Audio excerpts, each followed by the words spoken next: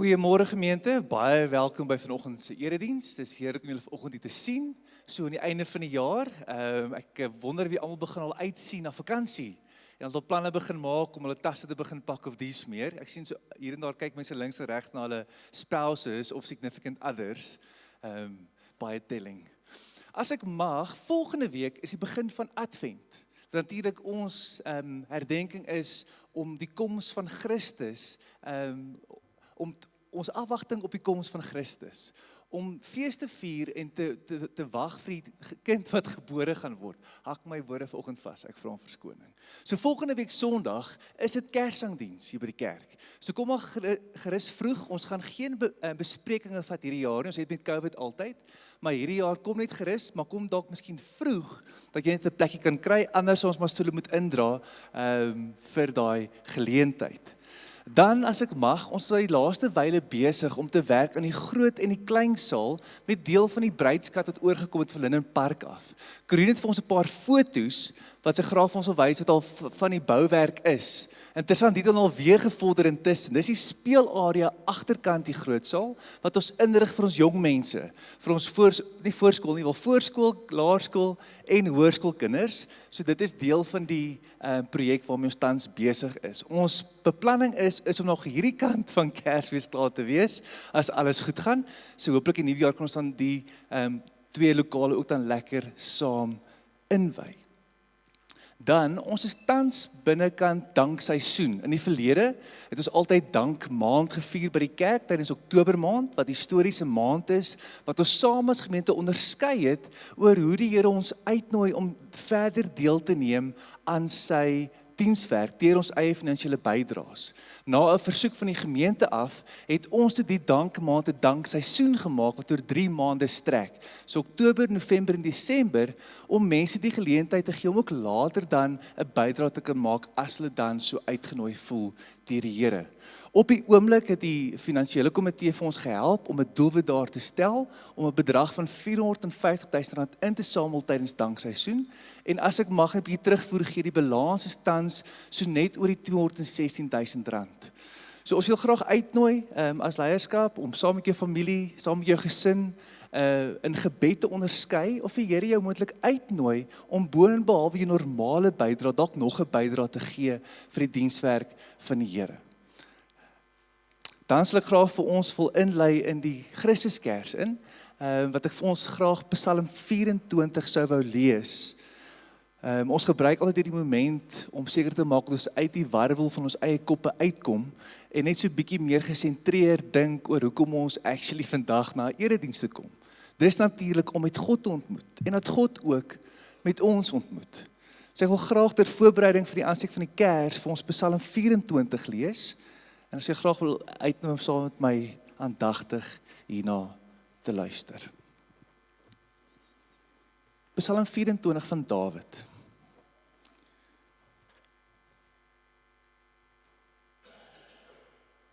Aan die Here behoort die aarde en die volheid daarvan, die wêreld en die wat daarin woon, want hy het dit op oseane gegrond en op strome gevestig. Wie mag in die berg van die Here opgaan en wie mag in sy heiligdom staan?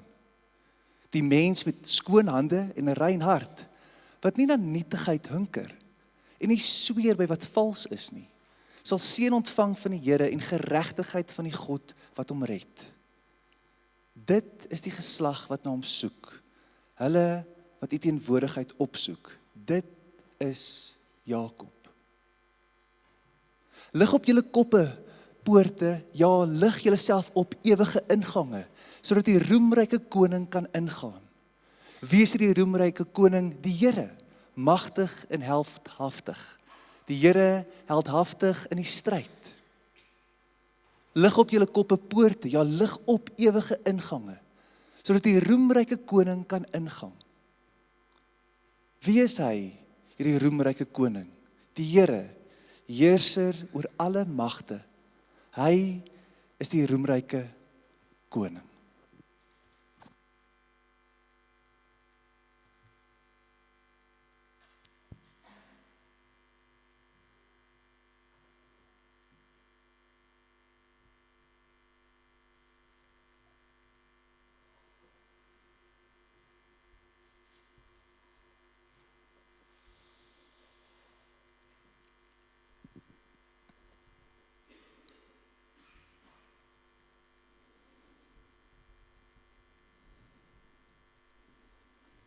Here almagtige koning van die hemel en van die aarde. Ontmoet ons vanoggend soos ons kom na U, waar ons lewens en ons harte voor U neerlê. Mag U verheerlik word.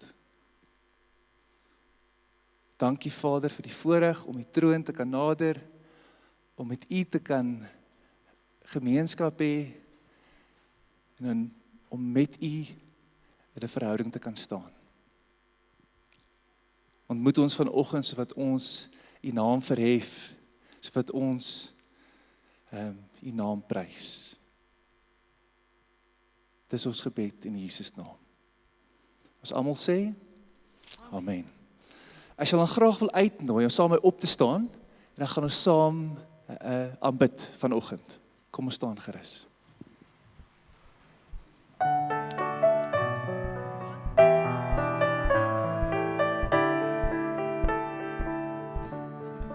Ons is almal hier te saam, vergader in sy naam verheerlikbaar. God die dood was sy getrou, en daardeur is ons nou sy eiendom. Laat ons van soos hy ons sê, mekaar se liefde en hom bo alles eer. Loof hom, Christus die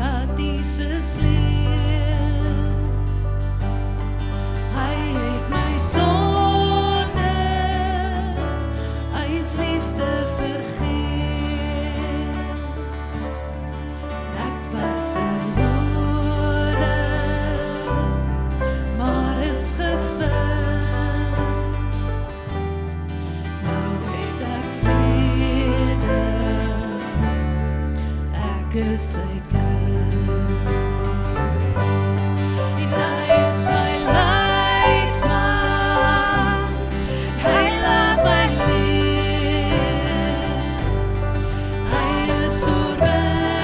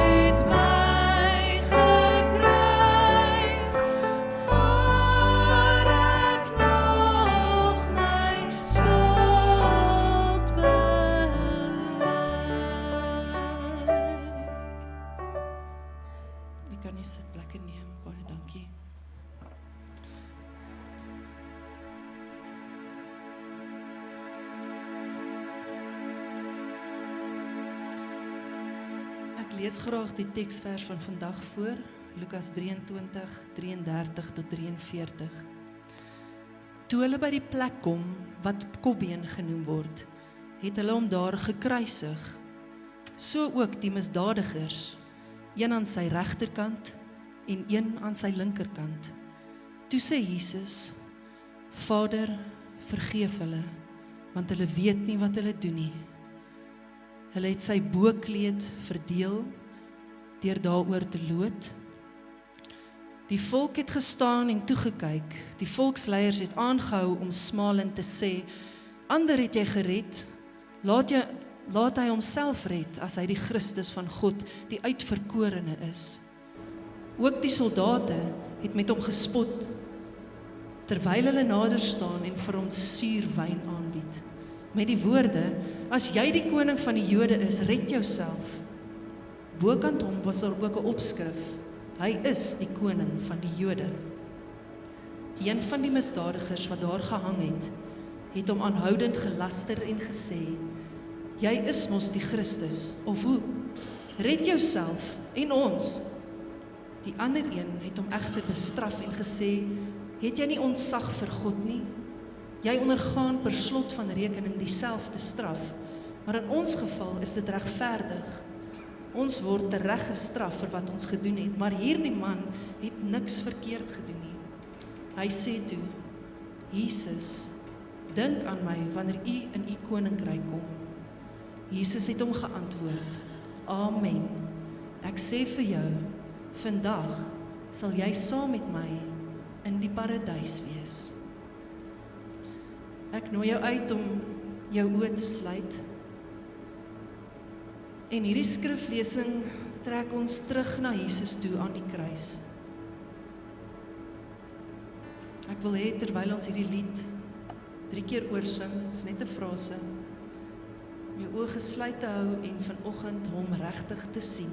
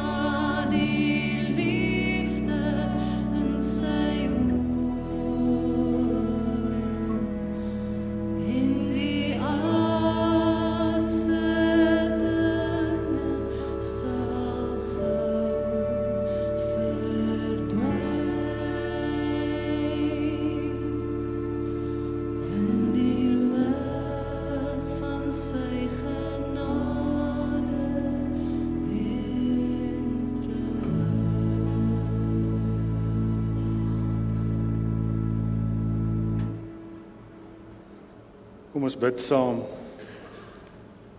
Here, ons elkeen kom vandag hier uit ons eie lewensstories uit. En ons gesprek is, Here, dat U vanoggend met elkeen van ons sal wees. Ons dankie dat ons aan die einde van hierdie liturgiese jaar terug kan reflekteer op die tipe leier wat U is. En ons dankie Here dat U in Jesus vir ons kom wys het wat U liefde en U goedheid vir ons is en dat U ons steeds uitnooi. En my gebed is Here dat U dan ook nou, soos wat ons U sakramente vier en na U woord kyk, dat U ons harte opnuut sal laat brand en dat U ons voetspore sal rig op die pad wat al vir eeue lank gevier word, wat U pad is en U weg is, die waarheid, die weg en die lewe. Ons dankie daarvoor en bid dit in U naam. Amen. Vriende, is lekker om vandag dan ook weer die doop saam met julle te kan vier. En ons het vandag 'n baie spesiale doop. Ons doop vandag 'n gesin wat al lang voetspore hier in ons gemeente loop. Die van julle wat vir Dominee Jannie sal onthou, hierdie is familielede van Jannie wat se kinders nou hierso ook op 'n tyd en in 'n tydstip van hulle lewe staan waar hulle die avontuur van genade met hulle kinders wil vier. En so vandag gaan ons saam met Johan en Janine hulle tweeling doop.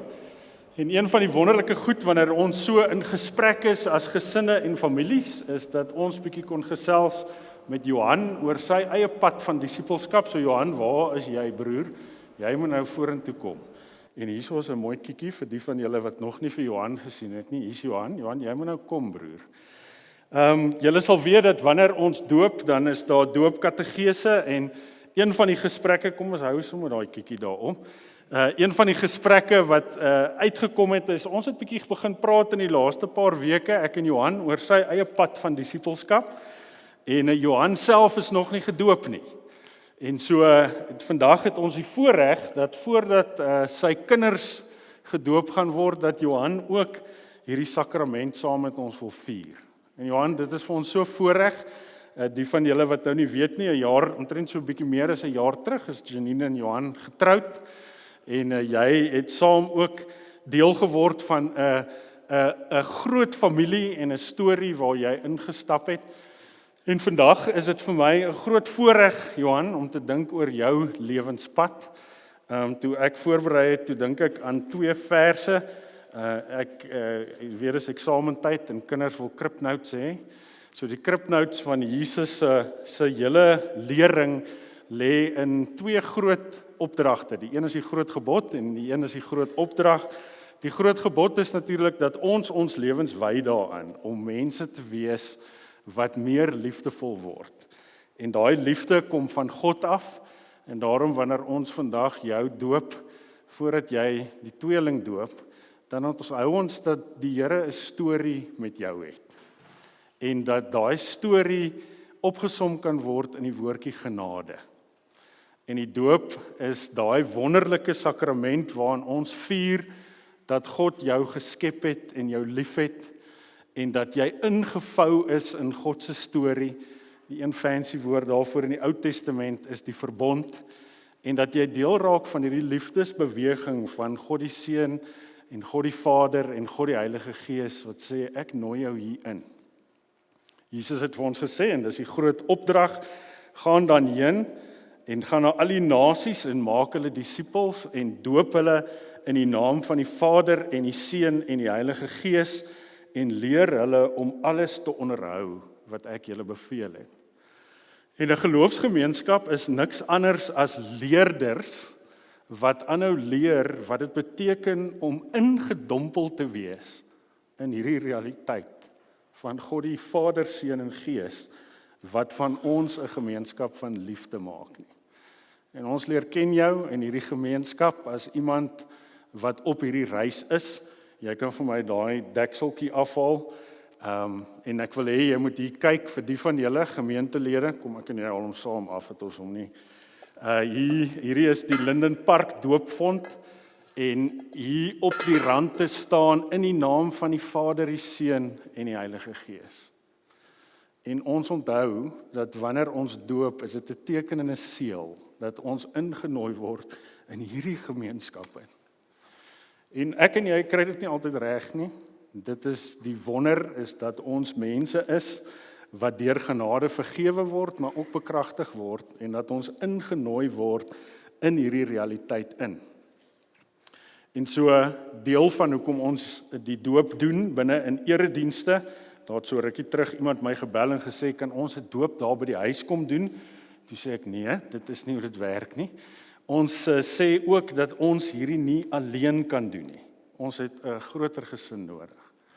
En die doop sit ons binne in 'n oefengemeenskap wat die liggaam van Christus genoem word, waarin ons leer wat dit beteken om Jesus te volg. So ek gaan hier net lees uit die doopformulier en dan gaan ek vir jou 'n paar vrae vra. Dit sê hierso die doop mag alleen wanneer dit aan volwassenes bedien word, as hulle die evangelie, wat die goeie storie is, glo, en dat hulle dan belydenis doen van hulle sonde en dan ook van hulle geloof in die Here Jesus Christus.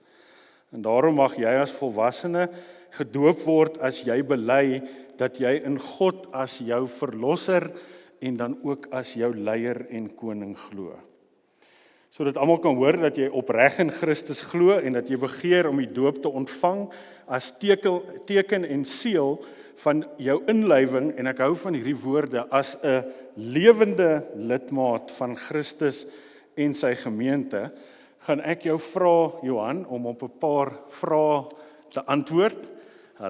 Jy kan saam met my daar of daar kyk, dit sal miskien makliker wees daar, maar julle kan hier kyk, anders gaan julle whiplash kry. Johan, eerste, glo jy dat die leer, soos in die Ou en Nuwe Testament en in die belydenisskrifte van ons kerk vervat word is en in die gemeente hier geleer word, die ware en volkome leer van die verlossing is? Dat ek net ietsie oor daai een sê. Ons kan ons lewens rig uit baie bronne. En wat ons hier bely is, ons sê dat God se woord ons inlei in 'n storie en in 'n lewensverhaal wat regtig, egtig goed is. Ten tweede belooi jy op grond van die woord van God dat jy as sondaar in die wêreld gekom het en onder die oordeel van God staan, maar dat jy deur die geloof in Christus gered is en daarom as lidmaat van sy gemeente gedoop behoort te word. Hierdie een gaan daaroor dat God ons innooi om te leer leef in 'n manier wat ons hierdie woorde van God in ons lewe eg maak. En ons verreken daarmee dat ons nie perfek is nie, dat ons as disippels in proses is. Jy gaan nog 10 in baie Eisteddfords bywoon, broer. En by elke Eisteddford is daar beoordelaars. En party beoordelaars is fantasties en hulle help kinders om die stories wat hulle uitvoer nog beter uit te voer. En so wanneer ons die woord oordeel hoor, dan weet ons het 'n liefdige God, 'n liefdevolle God wat jou innooi in hierdie storie in. Derde, verklaar jy dat dit jou opregte voorneme is om in die Christelike lewe te volhard. Ek dink aan Skalk se preek laasweek, die Here te dien en te bely voor die mense en om getrou te wees in die eredienste, en dan heel laastens ten vierde, aanvaar jy dat jou medegelowiges die verantwoordelikheid het om jou te help om dan ook op die regte pad te bly. Daar's 'n sêding wat sê it takes a village to raise a child, en is dieselfde vir volwassenes. Ons kan dit nie alleen doen nie. So ek gaan nou weer iemand kry, Heinrich, jy's altyd my hoorder aan die agterkant. Johannes, jy aan daai 4 goed dink, kan jy hardop bely, ja, dit is jou voorneme. Dis like Heinrich sê hy kon hoor, hy het goeie ore. Nou dit is my voorreg dan om die sakrament van die doop aan jou te bedien. En dit is iets wat deur die eeue heen 'n ongelooflike geskenk is. Want as Jesus wat gesê het, as daar mense is wat hierdie pad wil loop, doop hulle in die naam van die Vader, die Seun en die Heilige Gees. So Johan, ek doop jou nou in die naam van die Vader en die Seun en die Heilige Gees. En kom ons bid saam. Here, ons dankie dat U steeds in U kerk mense se lewens kom verander. En ons dankie Here dat Johan as 'n ouer in sy huis, ook in hierdie laaste paar weke, op 'n plek gekom het waar hy geweet het dat hy hierdie stap in u uitnodiging wil kom neem. En my gebed is, Here, dat u hom sal rig en dat hy saam met ons as Fontainebleau Gemeenskapskerk as 'n lewende lidmaat sal inleef in u genade en u goedheid. En ek dank u daarvoor. En ons dank u, Here, dat ons ook nou saam met Janine en saam met die kinders ook hulle tweeling kan doop. My gebed vir Johannes, Here, dat u met hom sal wees van nou tot in die lengte van dae. Amen. So vriende, kom ons gee vir hierdie ou 'n handeklap. Janine, daar gaan ek vra dat Janine vorentoe kom en ek gaan vra dat Jandrey en Angelique en Janu vorentoe kom en dat die tweeling ook vorentoe sal kom. So hier's ook 'n mooi kiekie. Hierso is Anay en Ian. Kyk net daai pragtige tweetjies. En die Pretorius sissies help hulle om vorentoe te kom. Julle kan maar kom, julle hoef nie daar agter rond te hang nie. Hierso is natuurlik grootouers en ouers wat deel is van hierdie storie van God se goedheid. Ek wil gou vra dat hulle opstaan. Ek dink spesifiek aan Tannie Susan. Is Tannie Susan hierso? Tannie, staan gou 'n bietjie op. Tannie Susan, sal julle onthou, is Jannie Swart se ma. As hier van die ander ouers of boeties of sissies is van hierdie twee of familie, dan kan julle ook gou net opstaan. Julle hoef nie skaam te wees nie. Ons is dankbaar dat die Here 'n ongelooflike storie skryf, ook deur gesinne en families. Nou, julle het saam met oom Tom gepraat oor die doop, so julle kan eintlik nou vir die mense vertel waaroor dit gaan, hè? Né? Julle kan dit doen. Ons onthou dat wanneer ons doop, dan onthou ons dat die Here vir Anay en vir Ian gemaak het. Dat Psalm 139 ons leer dat hulle geweef is in God se hart en dat God heel eerste gesê het, ek het hierdie twee kindertjies lief. En daarom sê God dat ek iets aan julle gaan doen, ek gaan julle nooit los nie. En so wanneer ons hulle doop vandag, dan onthou ons dat God 'n God is wat eerste lief gehad het. En dat deel van Johan en Janine julle lewens is om binne in God se eerste beweging ook te kan sê, ons wil deel word van hierdie beweging van liefde, hierdie groot opdrag om God lief te hê met hart, siel en gees. En so wanneer ons doop, dan onthou ons dat dit hierdie geskenk is, hierdie genade wat die Here vir ons gee. Ek gaan vir julle dan ook nou vra waarop julle kan antwoord. Johan, jy het nou al reeds 'n bietjie in hierdie lyn aan vrae beantwoord, maar ek gaan vra dat jy ook weer saam antwoord. So heel eerste wil ek vir julle vra, glo julle in die drie enige God, soos dit in die Bybel aan ons bekend gemaak is? Angelique, sien jy hierso staan in die naam van die Vader, die Seun en die Heilige Gees. Kan julle dit sien? So glo julle in die drie enige God, soos in die Bybel aan ons bekend gemaak.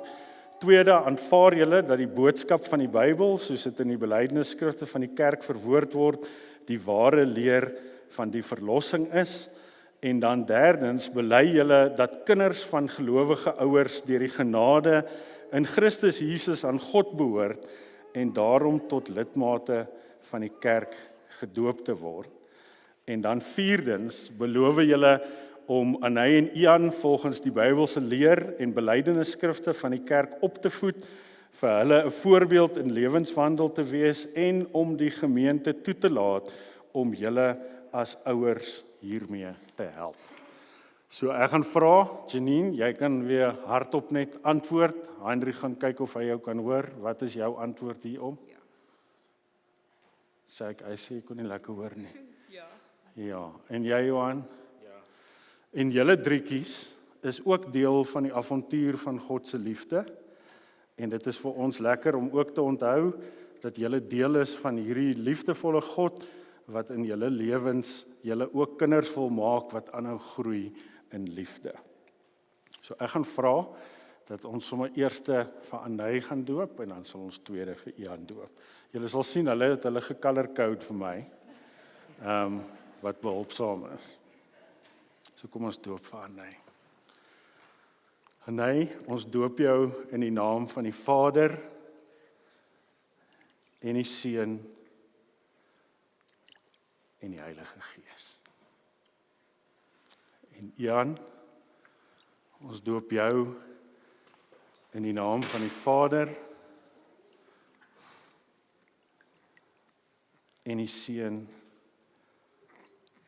en die Heilige Gees.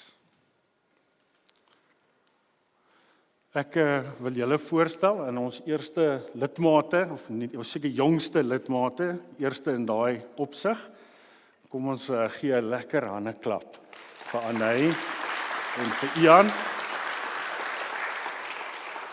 Ek het laasweek die voorreg gehad om 'n nuwe dominee by Bryanston te bevestig en toe vra ek vir die gemeente die vraag: almal van julle wat mede verantwoordelik is om kinders in die gemeente op te voed en te lei na Christus, staan asseblief op.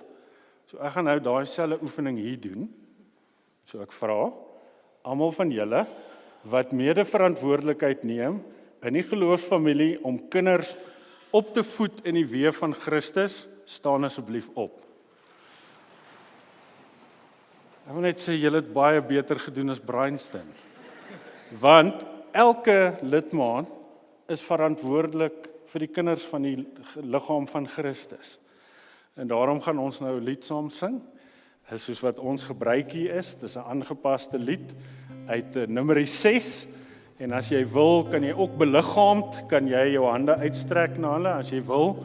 As dit vir jou 'n step too far is, moet net nie jou hande vou terwyl jy hierdie lied sing nie, want dis nie goeie body vibes, soos my tieners sal sê nie. En kom ons seën hulle met hierdie lied.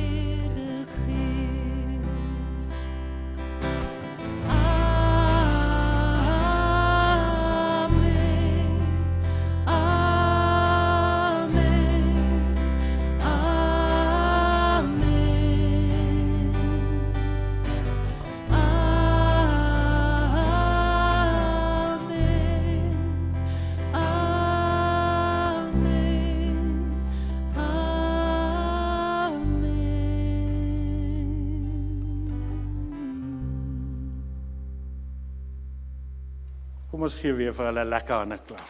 Dankie julle, kan ek net sê. Vriende, ons is in hierdie seisoen is ons aan die einde van die liturgiese jaar. So Christene is nou weer daai groepie wat van kalenders wissel voor 1 Januarie. En so as jy deel is van ons gemeente al vir 'n lang ruk, dan weet jy dat ons die kerkkalender volg en wat dit beteken is dat ons hierdie Sondag die laaste Sondag van die kalenderjaar vier. En die liturgiese kalender eindig met Sondag wat bekend staan as Christus die Koning. En so van volgende Sondag, soos Jaco afgekondig het in familiesake, is ons in Advent wat dan die eerste Sondag van die jaar is. En dis hoekom dit dalk vir jou so 'n bietjie vreemd is dat ons nou hier in November met 'n tekswerk van Jesus met die kruisiging. maar dis omdat ons hier onthou dat ons vier Christus die Koning Sondag. En ek gaan vir ons weer die teks lees, en hierdie keer sal die teks op die skerm verskyn, en ek wil vra dat jy, soos wat Marley ook gesê het, miskien jou geestesoë oopmaak, en jouself indink hoe dit sou gewees het om op hierdie plek te wees. So ons lees saam Lukas 23 van vers 33 af. Dit sê, toe hulle by die plek kom wat Kopbeen genoem word, het hulle hom daar gekruisig. So ook die misdadigers, een aan sy regterhand en een aan sy linkerhand.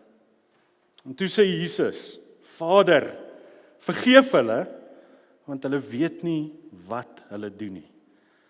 En hulle het sy boklere verdeel deur daaroor te loot. Die volk het gestaan en toe kyk. En die volksleiers het aangehou om smalend te sê, ander het hy gered. Laat hy homself red as hy die Christus van God, die uitverkorene is.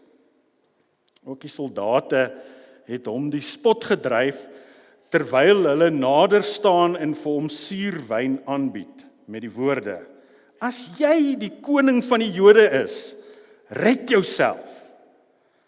Bokant hom was daar ook 'n opskrif, hy is die koning van die Jode. Een van die misdadigers wat daar gehang het hom aanhoudend gelaster en gesê, jy is mos die Christus, of hoe? Red jouself en ons. Die ander een het hom egter bestraf en gesê, het jy nie ontzag vir God nie? Jy ondergaan per slot van rekening dieselfde straf. In ons geval is dit regverdig.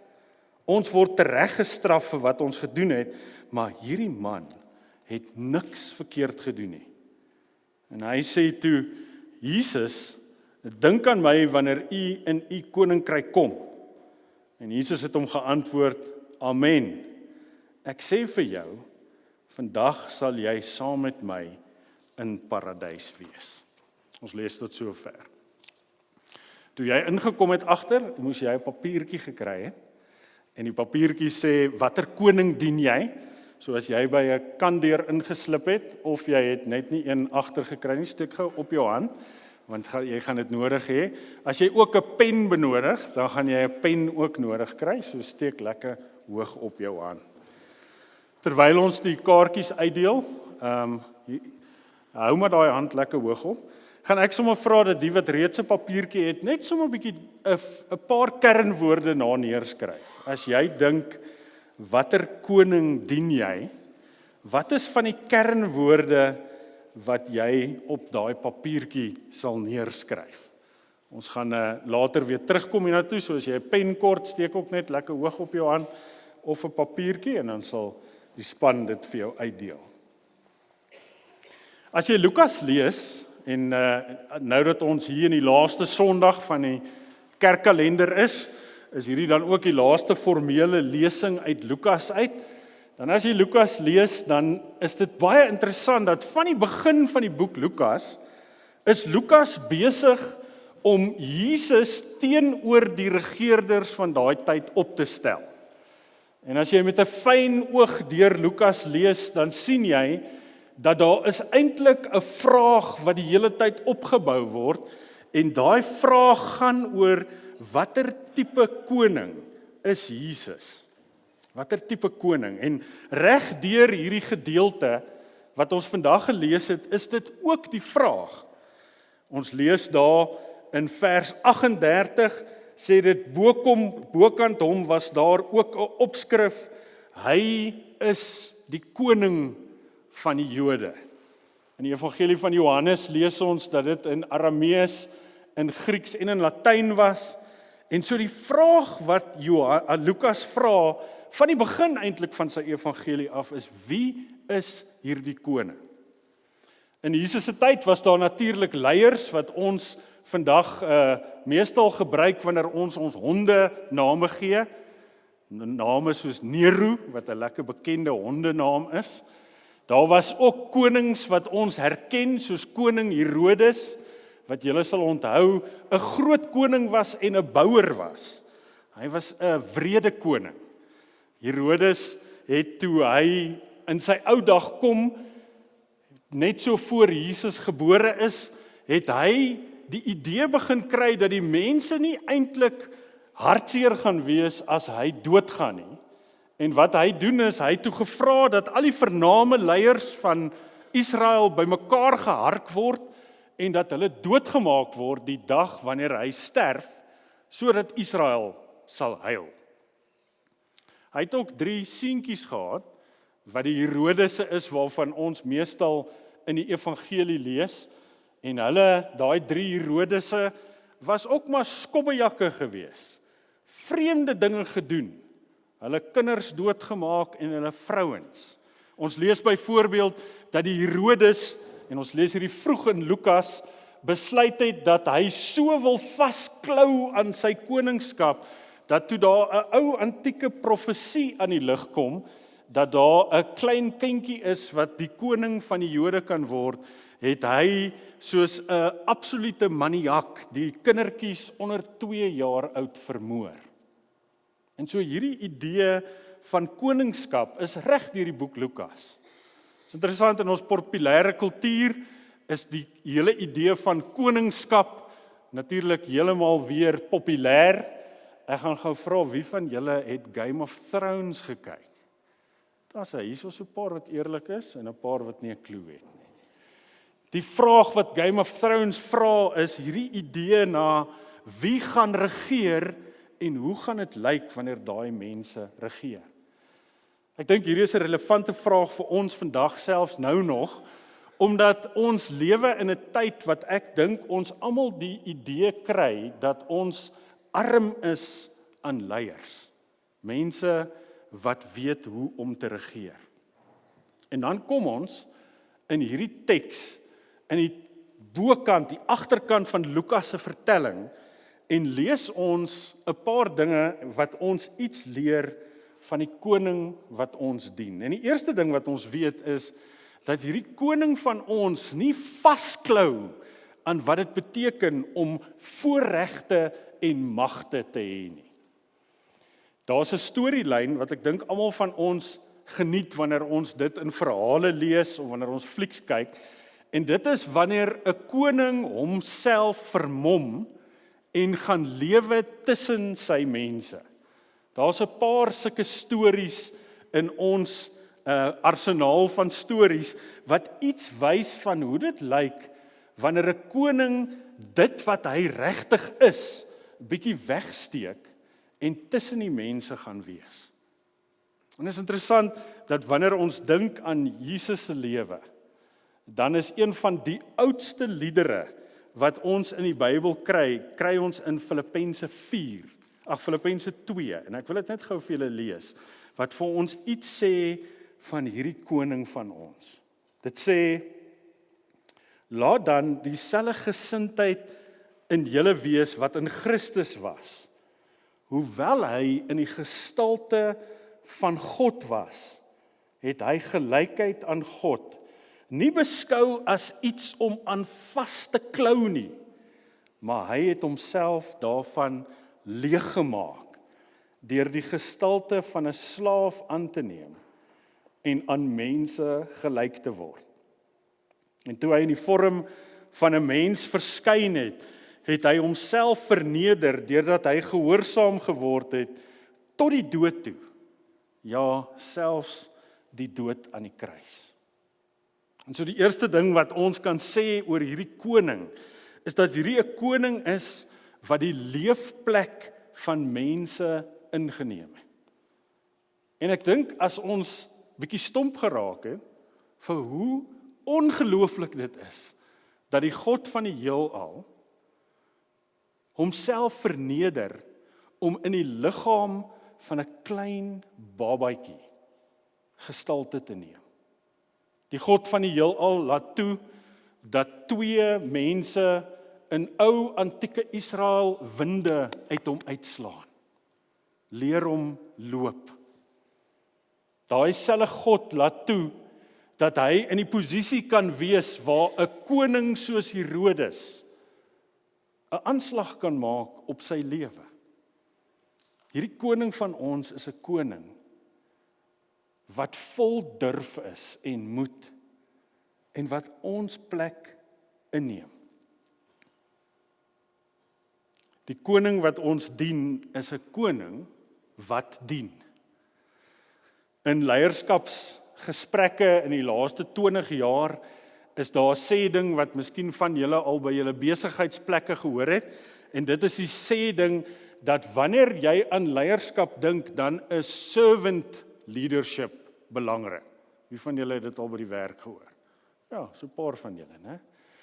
Hierdie is 100% gebaseer vanuit die lewe van Christus, wat in Johannes 13, net voordat hy gekruisig is, die plek inneem van die slaaf van die tyd, en sy disippels se voete was. Ons het 'n koning wat binne in ons leefplek leef, maar dan ook 'n koning wat nie gekom het om gedien te word nie, maar om te dien. En dit is interessant dat binne in hierdie gesprekke wat die volk se leiers met Jesus het terwyl hy aan die kruis hang, is die vraag wat hulle vir hom het, is die vraag van sy eie selfverryking. Hoekom red jy nie jouself nie? Nou ons lewe natuurlik nie in 'n land waar leiers hulle self verryk nie, né? Ons lewe 100% in 'n land waar hierdie selfverryking, red jouself, eintlik die mantra geraak het van hoe mense hulle leierskap uitleef. Ons kies maklik leiers wat meer is soos celebrities, wat op die ou ende net hulle eie basse wil red. Maar hierdie koning waarvan ons hier lees in Lukas 23 is 'n koning wat dien, hierdie koning van die Jode. En dan wat my opgeval het hierdie week, is hier is die God van die heelal, wat in Lukas 6 geleer het vir sy mense, as jy regtig wil lief hê, dan is die litmustoets van daai liefde, nie dat jy mense lief het wat soos julle is nie, maar dat julle vyande sal lief hê. En in hierdie teks is Jesus besig om daai opdrag van hom uit te leef, wanneer 'n groep mense hom skel en teen hom opstaan as sy vyande, en Jesus sê hierdie woorde: Vader, vergeef hulle, want hulle weet nie wat hulle doen nie. Vroeër in hierdie week moes ek by Ecclesia Park die opening gaan doen, en in my eie lees in die psalms lees ek daai psalm raak in Psalm 105 wat sê dat die volk van God moet die vrede soek en dit najag. En dit val my op hoe Jesus anders is as ek en baie mense, wat die oomblik wanneer daar teestand is, dan is daar nie 'n beweging na die soeke van vrede of die uitleef van vergifnis nie. Daar is die koestering van wrokke en die meesleur van allerlei maniere hoe ons mense aan die ander kant sit. Dink maar nou net aan ou arme Charlize Theron hierdie week. Ek meen, sy is geneil. Ek wil net gou kyk, wie het die onderhoud actually gaan luister? Is daar enigiemand wat dit gedoen het? So mense wat actually die onderhoud gelees het so 'n stukkie genade vir Charlize se onderhoud. Dis asof ons in 'n samelewing leef wat in die teenoorgestelde beweging is van om te leer, om te verstaan en om te luister en om te vergewe. Ons lewe in 'n samelewing wat daarvan hou om klippe te gooi en mense aan die ander kant te sit. En hier lees ons van hierdie koning, die koning van die konings, wat sê, ek is 'n koning wat aanhou vergewe. Ek is 'n koning wat nie wrokke koester nie, en wat iets beliggaam van wat dit beteken om daai opdrag om jou naaste lief te hê, werklik uit te leef. Ek sien sommer hier op die nagmaaltafel lê ons maak plek vir taxi stickers. Hier's 'n klomp van hulle, want vir 'n klomp van ons is dit dalk ons vergifnis wat ons kan uitleef in hierdie week, is om te leer om te lewe met 'n skoon hart. families en gesinne en vriendskappe wat in die ritme van hierdie koning leef, ontwikkel harte wat hierdie refleks van vergifnis ook inoefen. Dit is moeilik, maar dis waarvoor ons geroep word, is om in die voetspore van 'n ander tipe koning te wees. En dan wat my opval in hierdie teks, is as ek beledig word en fisies seer gemaak word, is die laaste ding waaraan ek sal dink die ou langs my. En hier's 'n koning wat tot aan die einde nog steeds 'n gerigtheid het, nie net op homself nie, maar op iemand anders. Ek onthou 'n hele paar jaar terug, toe sit ek in 'n Bybelstudie saam met 'n goeie vriend van my, en ons was besig om te praat oor die gelykenis van die saaier. En hy maak toe die opmerking en sê, hierdie saaier sal by enige boerdery gefire word, want hy is te genadig met die saad wat hy saai. Party van die saad val op die pad, party val in die onkruid, party is besig om deur die son net heeltemal verwoes te word, maar die saaier hou aan saai. En hierdie vriend van my sê toe vir my, dink net aan Jesus wat die goeie saaier is, en wat selfs aan die kruis aanhou om saadjies te plant, wat ons nou vandag na kyk in hierdie teks, 'n saadjie en 'n uitnodiging vir 'n man wat as 'n misdadiger aan die kruis was en wat erken het. Hierdie is 'n ou wat in C-Max sou wees. Iemand wat nie 'n ligtelike klein ietsie gedoen het nie. En Jesus nooi hom uit en sê, kom, ek wil jou binne in my koninkryk hê. 'n Koning wat in ons leefplek is, 'n koning wat dien, 'n koning wat vergeef en 'n koning wat uitnooi tot op die einde toe. Ek wonder watter koning is ek en jy besig om te volg. In hierdie week sien ek ons Suid-Afrikaanse burger wat nou in Amerika is en wat vir Twitter oorgekoop het 'n poll gedoen op Twitter om te vra, moet daai ander koning, Donald Trump, weer toegelaat word in die sosiale netwerk van Twitter, en sy peiling het gemaak dat ou Donald vandag weer terug is op Twitter. Ons is die hele tyd besig om keuses te maak oor watter leiers en watter tipe konings ons nog steeds dien. En ons word soos daai leiers. Ons word volgelinge van leiers wat ons innooi in spesifieke ritmes in. En ek wonder of daai ritmes in ons eie lewens ons help om meer liefdevol te raak, om groter diensknegte te wees, om in ritmes van vergifnis ons lewens te koester en wat aanhou uitnooi. Hierdie teks eindig natuurlik op 'n ongelooflike mooi noot wanneer hierdie man vir Jesus sê aan die kruis. Hy sê vir Jesus, dink aan my wanneer u in u koninkryk kom. En toe het Jesus geantwoord, amen, wat in die Grieks 'n manier is om te sê, hierdie is 'n highlight. Dit is die manier om 'n highlighter in die teks te sit. Ek sê vir jou, vandag sal jy saam met my in die paradys wees. Ons konings lei ons of in die hel in.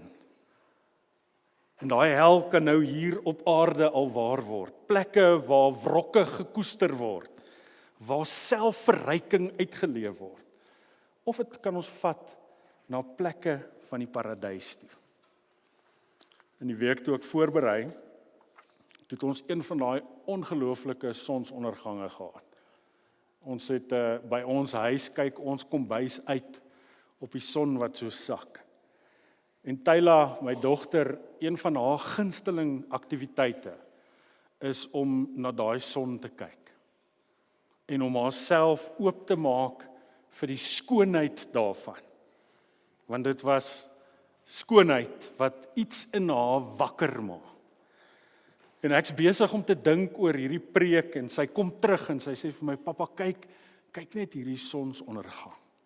Hierdie stukkie paradys. En sy maak toe 'n klein Instagram story.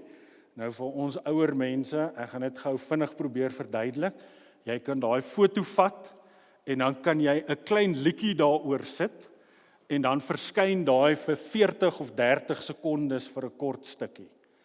En sy sit toe op ons rusbank en sy is besig om hierdie sonsondergang, hierdie paradys in 'n klein videoetjie te maak. En sy kies toe die woorde vir die prentjie wat kom uit Coldplay se liedere.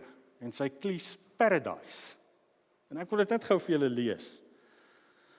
En die van julle wat dit nou ken, kan dit maar neerie in jou kop.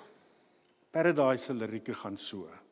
When she was just a girl, she expected the world, but it flew away from her, so she ran away in her sleep. She dreamed of paradise. Every time she closed her eyes, when she was just a girl, she expected the world, but it flew away from her. And the bullets catch in her teeth.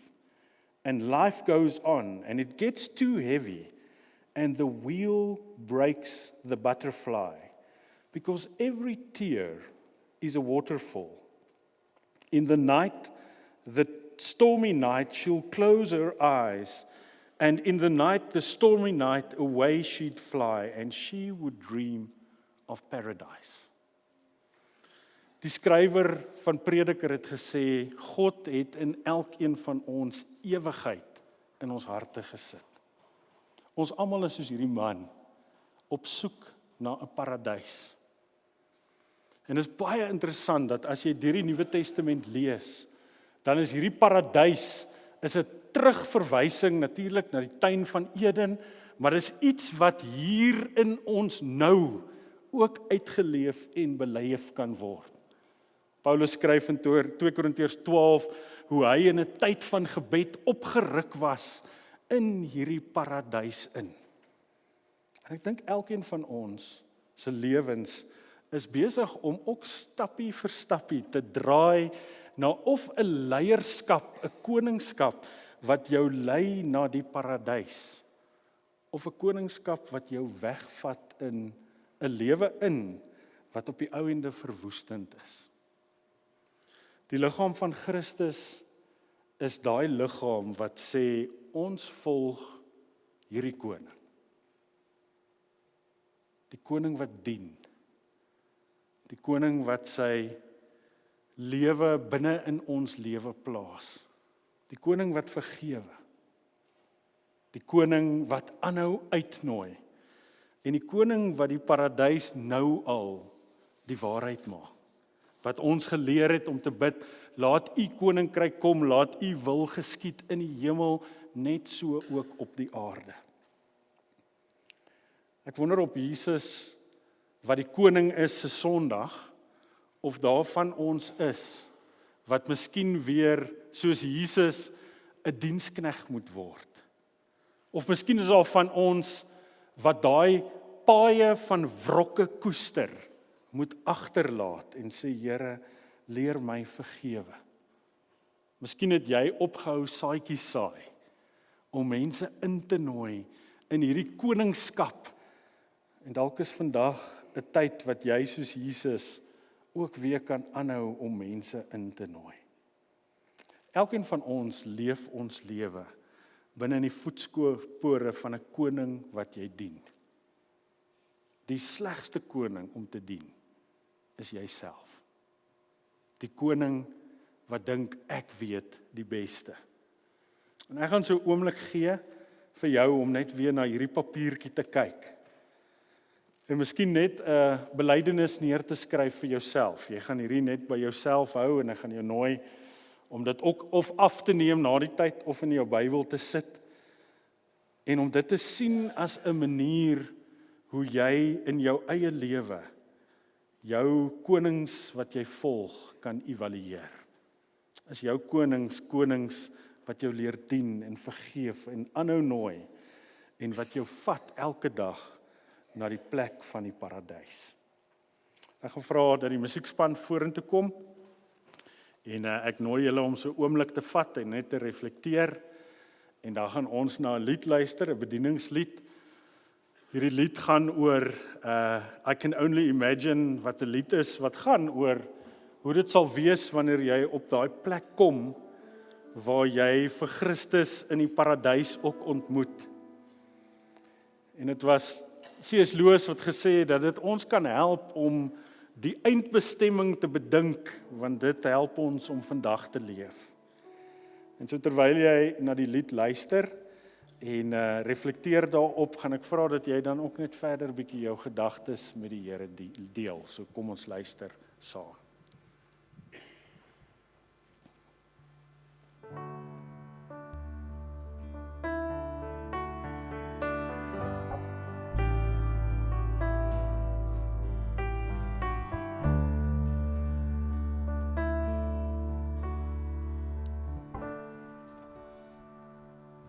I can only imagine what it will be like when I walk by your side. I can only imagine what my eyes will see when your face is before me. I can only imagine.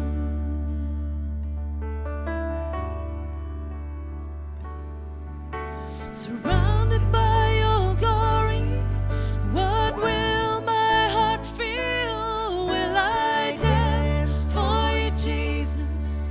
Or in awe of you be still? Will I stand in your presence?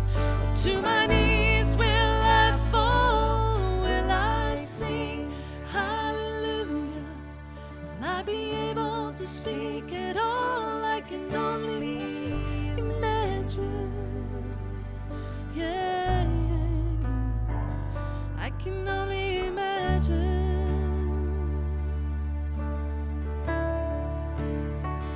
I can only imagine when the day comes and I find myself standing in the sun.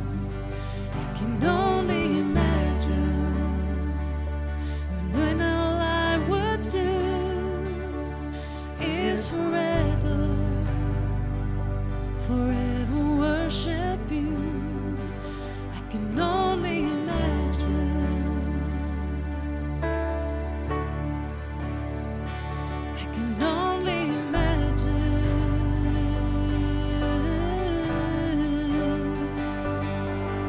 Surrounded by your glory, what will my heart feel? Will I dance for you, Jesus? Or in awe of you be still? Will I stand in your presence?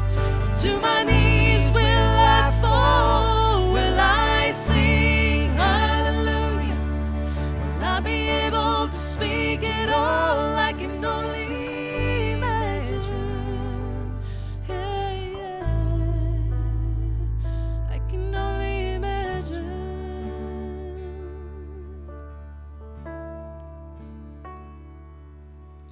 Surrounded by your glory, what will my heart feel? Will I dance for you, Jesus? Or in awe of you be still? Will I stand in your presence? Or to my knees will I fall? And will I sing hallelujah? Will I be able to speak at all? I can only imagine. I can only imagine.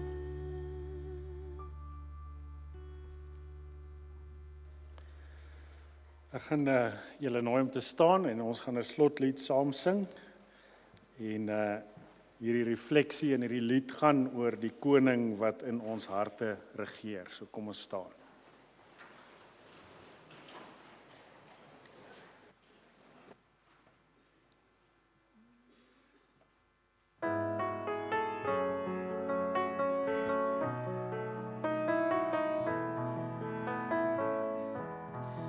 Koning van my hart, koning van my lewe, U wil ek bemin, U lof besing vir ewig, U het my bevry, my sonde skuld vergewe, koning van my lewe, koning van my hart, koning van my hart, koning van my lewe, U wil ek bemin, U lof besing vir ewig, U het my bevry, my sonde skuld vergewe, koning van my lewe, koning van my hart.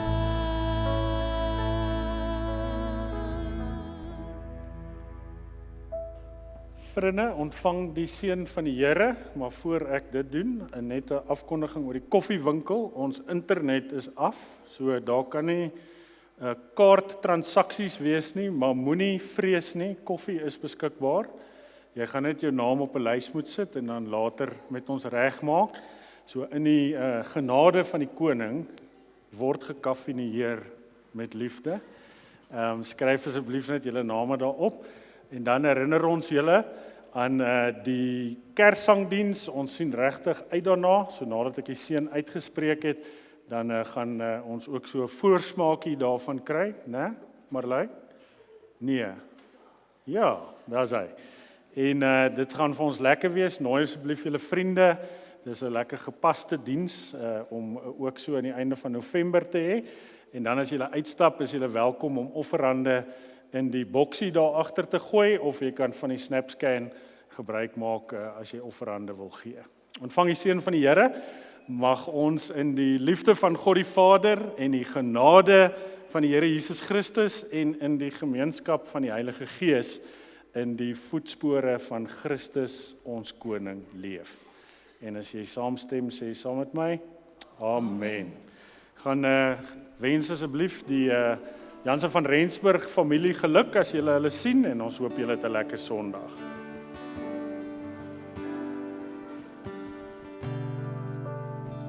I can only imagine what it will be like when I walk by your side. I can only imagine what my eyes will see when your face is before me. I can only imagine. I can only imagine. Yeah. Surrounded by your glory, what will my heart feel? Will I dance for you, Jesus? Or I know if you be still, will I stand in your presence? To my knees will I fall? Will I sing hallelujah? Will I be able to speak it all? I can only imagine. Yeah, yeah. I can only imagine. I can only imagine when the day comes